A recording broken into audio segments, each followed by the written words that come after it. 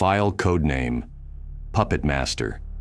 Category, interdimensional threat, psychic entity. The Upside Down is a blight, a dark mirror of our world where decay reigns and nightmares thrive. It's not just a dimension, it's a parasitic force, seeking to consume everything it touches. At its core lies Vecna, a man-turned monster, a predator who manipulates minds and reshapes reality. 11 and her allies have faced him before, but his resilience and the dimension he commands make him a threat that can't be underestimated. If I have to step in, I'll ensure there's no escape for Vecna and no further breach of our reality. Vecna's story begins with tragedy. Once Henry Creel, a boy consumed by his psychic gifts and twisted by isolation, he became something far darker after being banished to the Upside Down. That place amplified his abilities, turning him into a monster that can bend minds and bodies to his will. But tragedy doesn't excuse what he's become. His desire to merge the Upside Down with our world is no act of desperation. It's a power play. He wants control, and he's willing to destroy everything to get it. Psychic predators like Vecna are rare, but they follow patterns. He thrives on fear and guilt, preying on the cracks in people's minds to dominate them.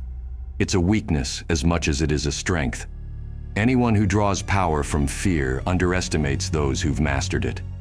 Vecna's psychic abilities are formidable, manipulating memories, inducing visions, killing with a thought, but they're not invincible.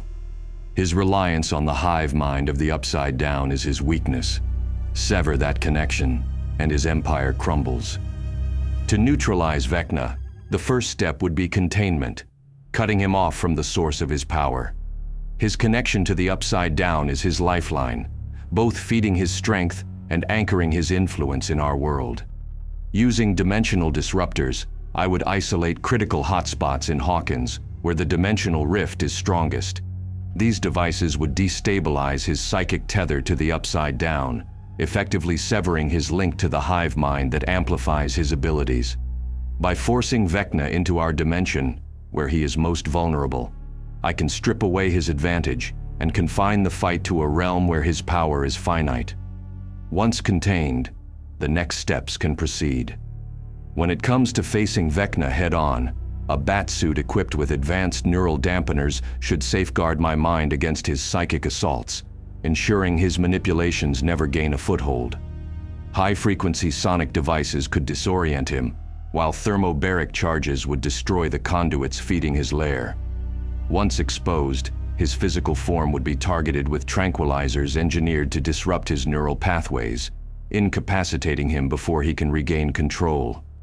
If containment proves impossible, the Failsafe would require severing the Upside Down's connection to our reality entirely.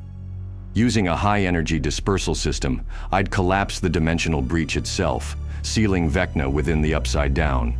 However, this approach comes with risks.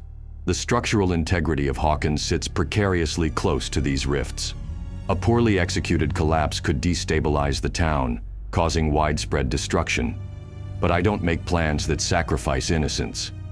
Before deploying such a measure, I'd ensure Hawkins is fully evacuated, using Wayne Tech resources to organize a mass extraction under the guise of a natural disaster. Every contingency would be explored to minimize collateral damage, whether it's localizing the collapse to Vecna's lair or reinforcing Hawkins' infrastructure before engaging. Sacrificing an entire town isn't a decision I'd ever make. It's not who I am. A dimensional collapse is the final contingency, not the first. If Vecna believes he's left me no options, he'll find he's underestimated just how far I'll go to protect the innocent. The mission is to neutralize the threat and save Hawkins. Anything less is unacceptable. Vecna represents everything I despise: power gained through fear, destruction justified by personal pain. His existence is a reminder that tragedy doesn't define you. Your actions do. If 11 can't finish the fight, I'll make sure it ends another way. Leave your suggestions for the next contingency in the comments. Stay vigilant.